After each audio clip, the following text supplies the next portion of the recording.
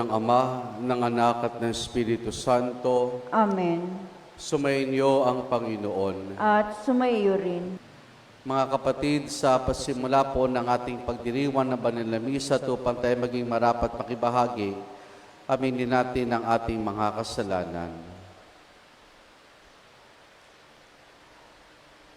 Inaamin ko sa makapangyarihang Diyos at sa inyo mga kapatid, na lubha akong nagkasala sa isip, sa salita at sa gawa at sa aking pagkukulang.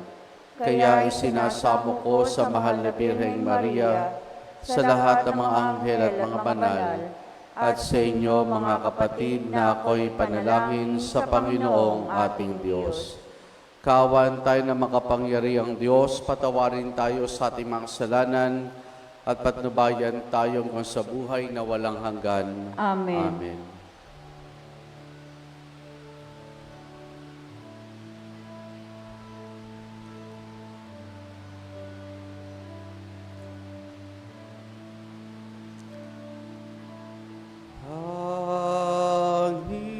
Panginoon, kawan mo kami.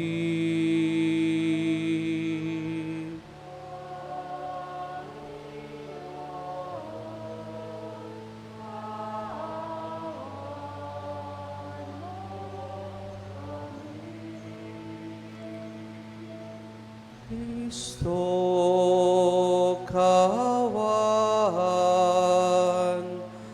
mo kami.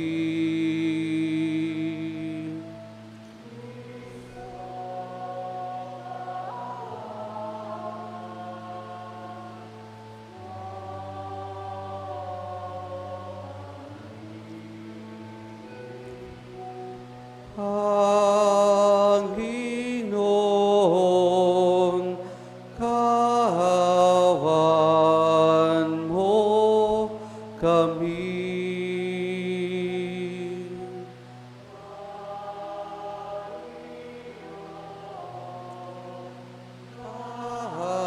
Kawan mo kami. Manalangin tayo.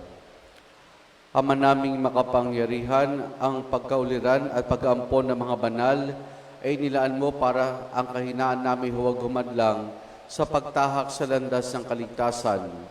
Ipagkaloob mo kaming nagpaparangal sa pagsilang ni Santa Rita ng Cassia sa kalangitan ay makadulog sa iyo sa pagtalunton namin sa kanyang pinagdaanan sa pamamagitan ni Jesus kasama ng Espiritu Santo magpa sa walang hanggan.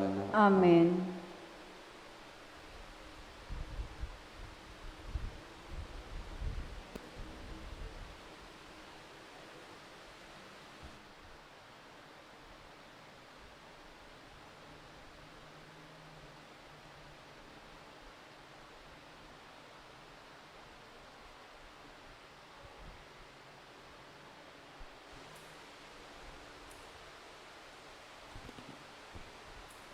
Ang salita ng Diyos mula sa mga gawa ng mga apostol.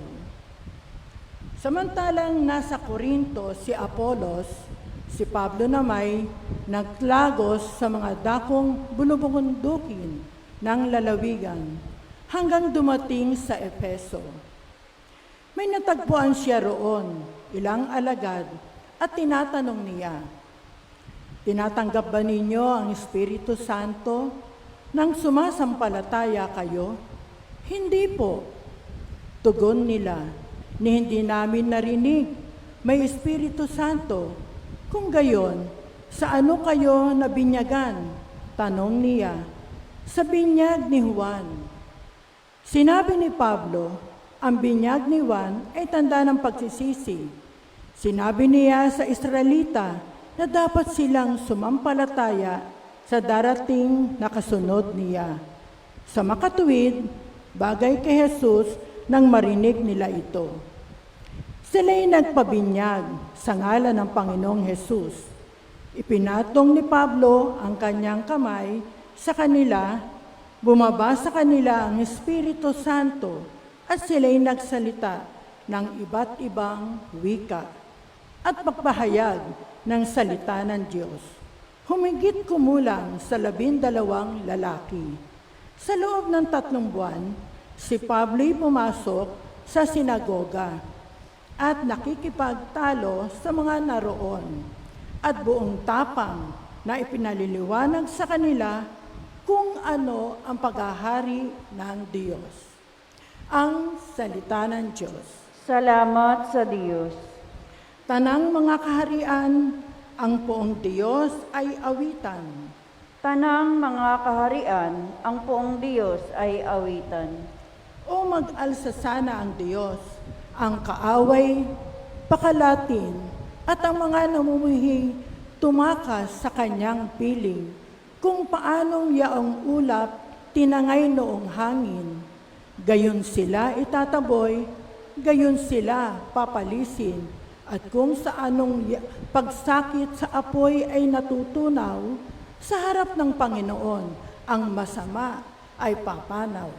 Tanang mga kaharian, ang poong Diyos ay awitan.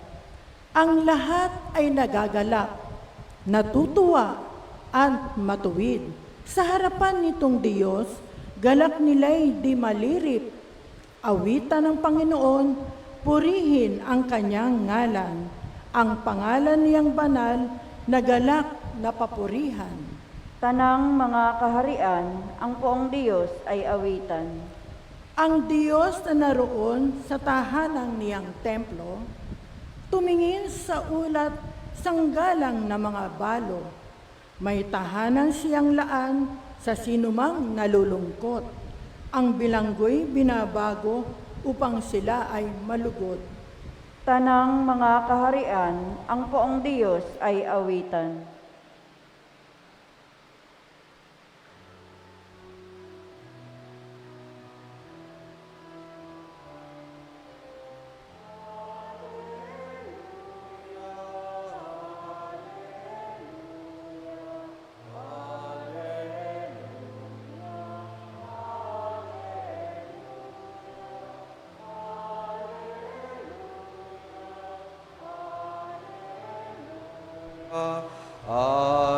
Alleluia, Alleluia,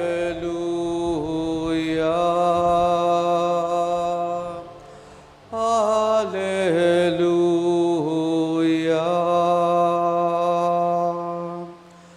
Sumainyo ang Panginoon. At sumaiyo rin. Ang mabuting balita ng Panginoon ayon kay San Juan. Papuri sa iyo, Panginoon. Noong panahong iyon, sinabi ng mga alagad kay Jesus, ngayon po'y tuwiran na ang inyong pangusap sa amin at hindi na patalinhaga. Alam na naming batid ninyo ang lahat ng bagay at hindi na kailangang tadong ininuman. Dahil dito, naniniwala kaming kayo mula sa Diyos. Sumagot si Jesus, naniniwala na ba kayo ngayon? Darating ang oras at ngayon na nga, na magkakawatak-watak kayo, magkakanya-kanya ang lakad kayo at iiwan ninyo ako. Gayon may hindi ako nag-iisa sapagkat kasama ko ang Ama. Sinabi ko ito sa inyo upang kayo magkaroon ng kapayapaan sa pakikipagkaisa sa akin. Meron kayong kapighatian dito sa sanlibutan, ngunit laksan ninyo ang inyong loob na pagtagumpayan ko na ang sanlibutan. Ang mabuting balita ng Panginoon. Pinupuri ka namin, Panginoong Hesukristo. Magandang maga po sa ating lahat. Lakasan ang inyong loob dahil napagtagumpayan ko na ang sanlibutan. Ito mga kapatid, ang bahagi pa rin ng panalita ng ating Panginoon sa kanyang mga alagad nung sila ay naghuhuling hapunan. Lakasan ninyo inyong loob sapagkat pagtagumpayan ko na ang sanlibutan. Ano ba yung sanlibutan na tinutukoy dito ng ating Panginoon? Ang kasalanan, gayon din ang kasamaang namamayani sa buhay at sa buhay ng sangkalupaan, ng sangkatauhan at sumakop sa sangkalupaan. Kaya ito'y parang words of encouragement para sa atin na sa gitna ng mga, sabi nga, kapigatian, mga pagsubok na maring maranasan natin, ay may Diyos na nagbibigay sa atin ng encouragement na patuloy na lakasan ng loob ng bawat isa sa atin upang sa gayon tayo ay magtagumpay din laban sa kasamaan. Kayon, sa ating pong unang pagbasa, muli itong natin ating mga pagdinilay sa gawa ng mga apostol dahil ito yung buhay ng unang Kristiyanong pamayanan na nabuo matapos sa muling pagkabuhay ng ating Panginoon. Si Pablo po'y patuloy sa kanyang paglalakbay at kaya meron siyang natagpuan ng mga Kristiyano sa Efeso. At nung tinanong niya kung tinanggap na nila ang Espiritu Santo, ang sabi na lamang nila ay hindi pa nila naririnig itong Espiritu Santo. Kaya tinanong sila ni Pablo, ano bang binyag ang inyong tinanggap? Kasi nga, sumasampalataya na sila sa ating Panginoon, bagamat sila ay mga taga-Efeso. Ang sinabi nila ay binyag ni Juan. Kaya sinabi ni Juan, pinaliwanag ni Pablo sa kanila na ang binyag ni Juan ay tanda ng pagsisisi. Samantala itong Espiritu Santo ang ipagkakalob sa inyo kapag kayo ay nabinyagang muli. Kung kahit pumayag ang mga taga-Efeso na mga nananampalataya sa ating Panginoon upang binyagan muli at doon tinanggap nila ang Espiritu Santo. Tinanggap nila ang Espiritu Santo at nakapagsalita sila sa iba't ibang wika. Ngayon, tinuturing ito ng simbahan na dalawang aspeto. Yung una, para itong Little Pentecost, na tinanggap ng Little Pentecost, iba ito pagdiriwang natin this coming Sunday, na kung saan bumaba ang Espiritu Santo. Kaya parang Little Pentecost ito para sa mga taga-Efeso. Pangalawa, dito binabatay ng simbahan, yung sakramento ng kumpil. Yung sakramento ng kumpil na kung saan, batay sa katuruan ng simbahan, kapag tayo tumanggap ng sakramento ng kumpil, ay pinalalakas tayo ng Espiritu Santo. Ngayon, tingnan natin ito sa buhay natin bilang mga Kristiyano na may kaugnayan sa pagpapalakas ng loob ni Jesus at gayon din dahil na pagtagumpayan na niya ang sanlibutan. Sinabi sa ibang unang pagbasa na ang binyag ni Juan ay tanda ng pagsisisi. Kasi ang buhay naman natin ganon. Ang buhay ng Kristiyano ganon. Nagkakasala tayo at darating pagkakataon na pagsisisihan natin ang ating mga kasalanan. At sa pagsisisi natin sa ating mga kasalanan, humaharap tayo sa Diyos. Humaharap tayo sa Diyos upang tayo ay patawarin. Humaharap tayo sa Diyos upang tayo ay patawarin. Pero kung titignan po natin mga kapatid, saan ba halos na-focus ang buhay Kristiyano natin? Saan ba na-focus halos ang buhay Kristiyano natin? Hindi ba sa pagharap sa kasalanan? Hindi ba sa pag-iwas sa kasalanan? Diyan halos na-focus ang ating buhay Kristiyano. Kasi alam naman natin, yan yung dapat nating ginagawa. Pero sabi nga po ni Pope Benedict, ang buhay ng Kristiyano hindi lamang basta pagharap o paghindi sa kasalanan, kundi ito ay pagsabi at pagtugon ng oo sa Diyos. Ito'y hindi lamang paghindi, saying no to sin, but more on saying yes to God. Mag-focus tayo sa patuloy nating pagtugon sa Diyos. Halimbawa po, yung pagtalikod natin, pag hindi natin sa pagsisinungaling, ito'y nangangahulugang pagtugon natin ng oo. Saan? Sa katotohanan. Sa katotohanan. Yung paglaban natin sa mga kawalang pagpapahalaga sa buhay, Halimbawa, abortion, paninirang puri.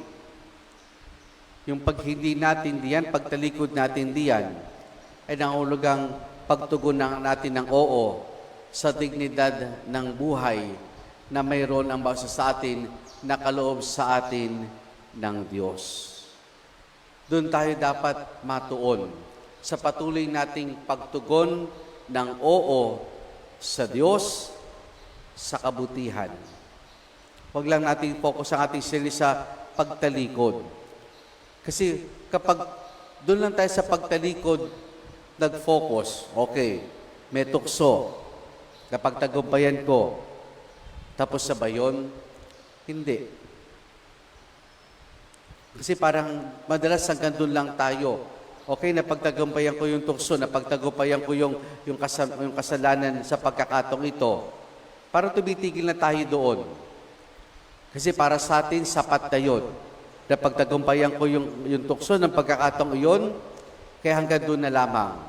Pero ang buhay ng Kristiyano, mga kapatid, ay higit pa diyan.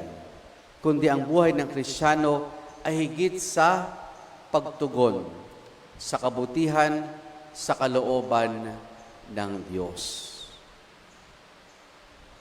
Doon dapat ma-focus ang ating mga sarili sa pagtugon natin sa kalooban ng Diyos at hindi lamang sa pagtanggi sa kasalanan. Tama na tumanggi tayo sa kasalanan, pero hindi doon nagtatapos, kundi dapat tumugon tayo parati. Tumugon tayo parati sa kalooban ng Diyos. Sa ganitong pamamaraan, palalakasin ng Diyos ang ating mga loob at gayon din katulad ng ating Panginoon sa tulong ng Kanyang biyaya, kaya nating mapagtagumpayan ang sanlibutan. Amen.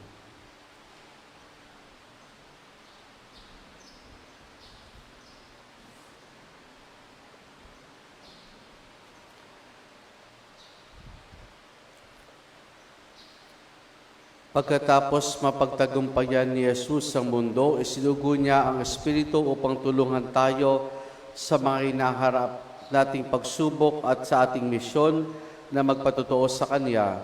Manalangin tayong upang pagkalooban tayo ng lakas at hilingin natin ang Kanyang tulong sa ating mga pangailangan ating itutugon. Panginoon, loobin mong makasalo kami sa iyong tagumpay. Panginoon, loobin mong makasalo kami sa iyong tagumpay.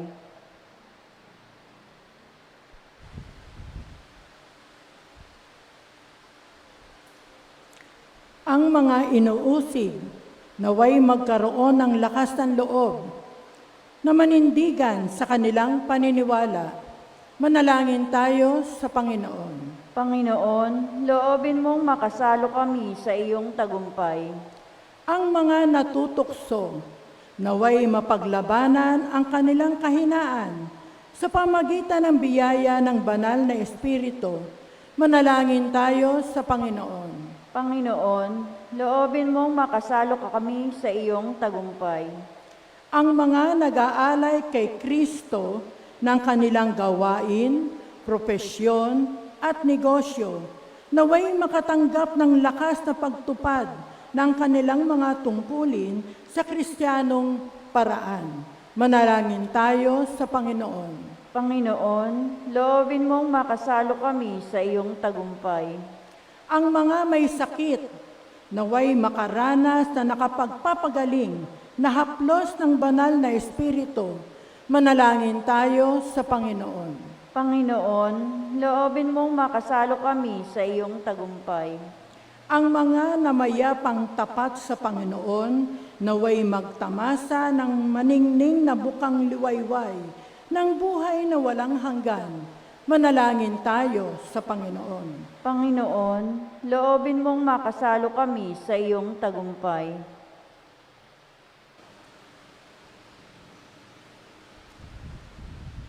Makapangyarihang Ama, magagawa mo ang lahat ng bagay. Marapati mong gamitin namin ang iyong kapangyarihan sa lahat ng aming ginagawa para sa iyong kaluluwalhati. Hinihiling namin ito sa pamamagitan ni Jesus na aming Panginoon. Amen. Amen. Panginoon, loobin mong makasalo kami sa iyong tagumpay. Makapangyarihang Ama, magawa mo ang lahat ng bagay. Marapatin mong gamitin namin ang iyong kapangyarihan sa lahat ng aming ginagawa para sa iyong kaluluwalhati. Hinihiling namin ito sa pamamagitan ni Jesus na aming Panginoon. Amen.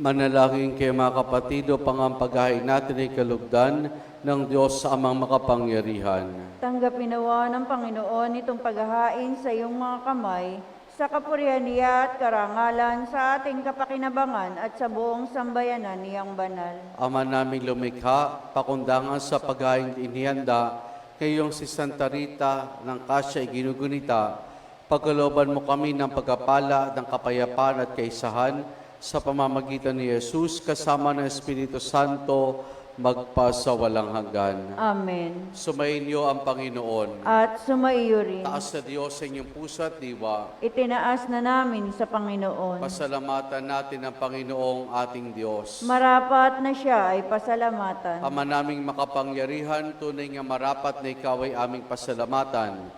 Ikaw ay nagniningning sa pili ng mga banal na ikinarangal mo sa kanilang kabutihan. Ibinibigay mo silang huwara namin araw-araw at katuwang sa pagsamba sa iyong kamahalan. Sa pamamagitan ng anak mong si Jesus, kami naliligid ng mga banal na tao. Sila ay mga saksi ng pananalig sa iyo ay magaganap namin sa ikararangal mo. Kaya kaisa ng mga anghel, nagsisiawit ng papuri sa nang walang humpay sa kalangitan, kami nagbubunyi sa iyong kadakilaan.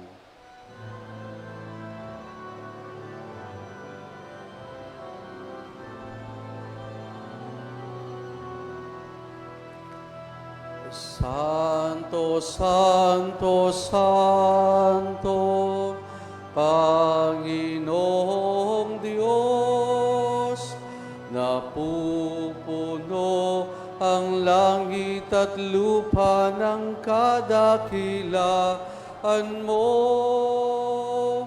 Hosana, Hosana, Hosana sa kaitaasan. Hosana, Hosana, Hosana sa kaitaasan. Pinagpala ang naparirito sa ngalan ng Panginoon. Hosana, Hosana, Hosana sa kaitaasan. Hosana, Hosana, Hosana sa kaitaasan.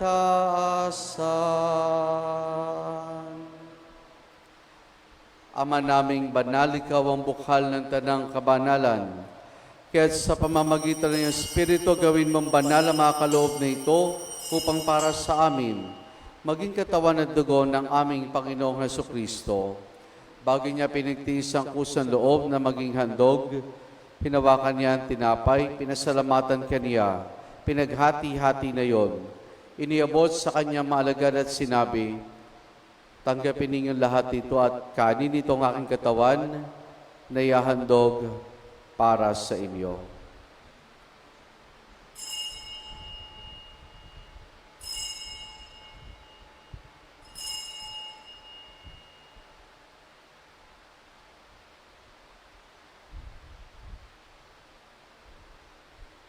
Gayun din naman nang matapos ang hapunan, hinawakan niya ang kalis.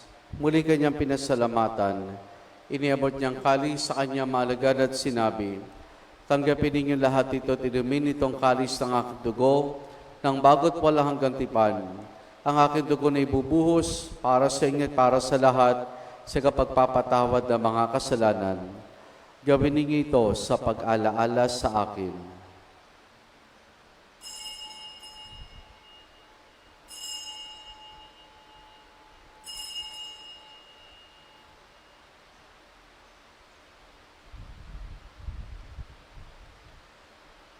Ang misteryo ng ating pananampalataya. Aming ipinahayag na namatay ang iyong anak, na buhay bilang Mesiyas at magbabalik sa wakas para hayag sa lahat.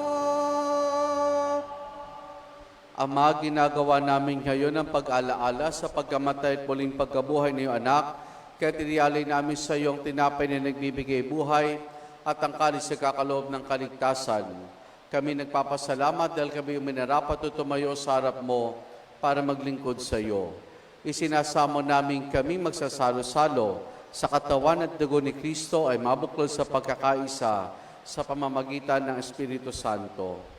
Ama, lingapin mo ang simbahan laganap sa buong daigdig. Puspusin mo kami sa pag-ibig kay San Francisco naming Papa at ideni sa aming obispo at ng Tanang Kaparian. Alalahanin mo rin ang mga kapatid naming nahimlay na may pag-asang sila'y muling mabubuhay, gayon din na lahat ang mga pumanaw at mga kaluluwa sa purgatorio. Kaawan mo sila at patuloyin sa iyong kaliwanagan. Kaawan mo at pagindapati kaming lahat na makasalo sa iyong buhay na walang wakas. Kaisa ng mahal na Birheng Maria na Ina ng Diyos, ang kanyang kabiyak ng puso si San Jose. Kaisa ng mga apostol at ng lahat ng mga banal, lalo tigil si San Juan Bautista at Santa Rita ng Cassia, na namuhay dito sa daigdig ng kalugod-lugod sa iyo. May pagdiwang naman namin ang pagpupuri sa kararangal mo sa pamamagitan ng iyong anak na aming Panginoong Heso Kristo. Sa pamamagitan ni Kristo, kasama niya at sa Kanya, ang lahat ng parangal papuri sa iyo, Diyos amang makapangyarihan, kasama ng Espiritu Santo, magpa sa walang hanggan. Amen. Amen. Amen. Amen. Sa tagubilin mo nakagagaling na utos, sa turo ni Jesus na Panginoon natin at Diyos, ipahayag po natin ng lakas loob.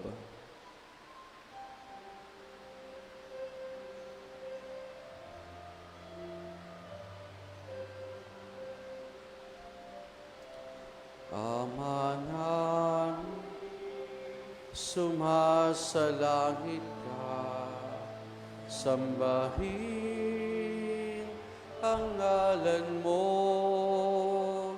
mapasamin ang kaharian mo, sundin ang loob mo dito sa lupa para nang sa langit. Bigyan mo kami ngayon ng aming kakanin sa araw-araw at patawarin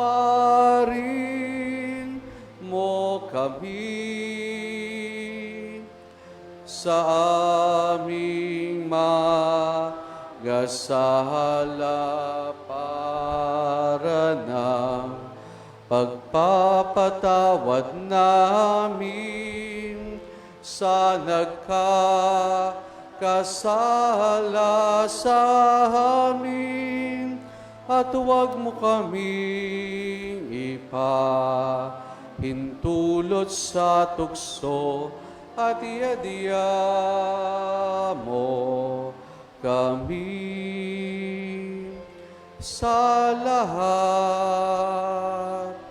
ng masama.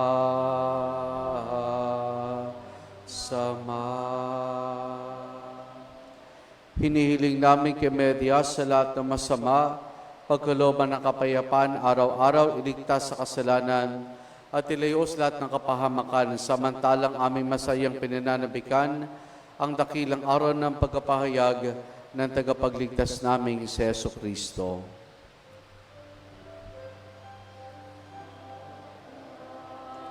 Iyo ang kaharian at ang kapangyarihan at ang kapurihan magpakailanman. Amen. Panginoong Jesucristo, sinabi mo sa iyong mga apostol, kapayapaan ang iniwan ko sa inyong aking kapayapaan ibinibigay ko sa inyo. Tunghayan mo ang aming pananampalataya at huwag ang aming mga pagkakasala. Pagkalooban mo kami ng kapayapaan at pagkakaisa ayon sa iyong kalooban, kasama ng Espiritu Santo magpa sa walang hanggan. Amen. Ang kapayapaan ng Panginoon ay lagi nawang sumainyo. At sumaiyo rin. Mga kapatid, maghangad at magbahagi tayo ng kapayapaan ni Jesus sa isa't isa. Peace be with Peace be with you. you po.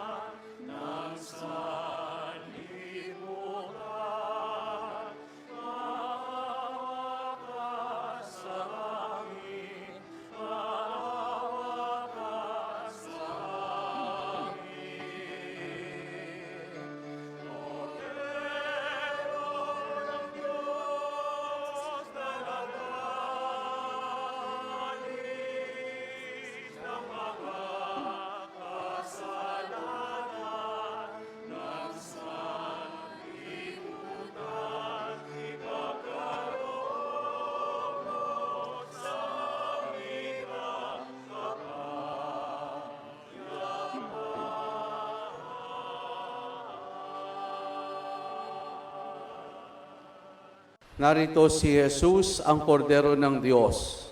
Siya nagaling sa mga kasalanan ng sanlibutan.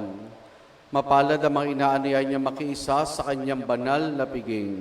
Panginoon, hindi ako karapat-dapat na magpatuloy sa iyo, ngunit sa isang salita mo lamang ay gagaling na ako.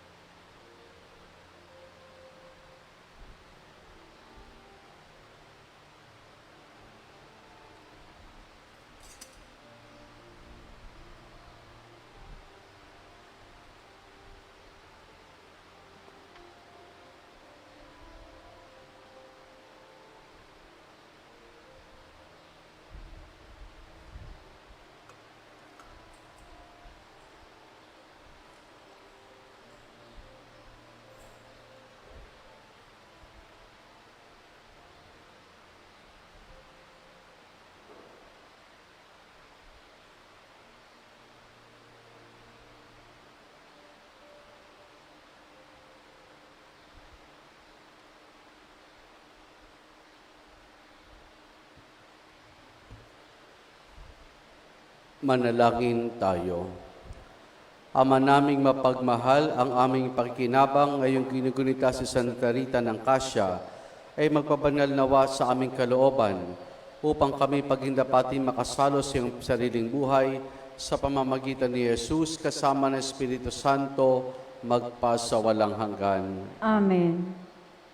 Sumainyo ang Panginoon At sumaiyo rin. at pagpalain tayong lahat ng mabutit mapagmahal na Diyos Ama, Anak at Espiritu Santo. Amen. Naialay na natin ang pagdiriwan ng banal na misa, pumatayang taglayang kapayapaan at pag-ibig ng Panginoon. Salamat sa Diyos. Purihin po natin ang ating Panginoon.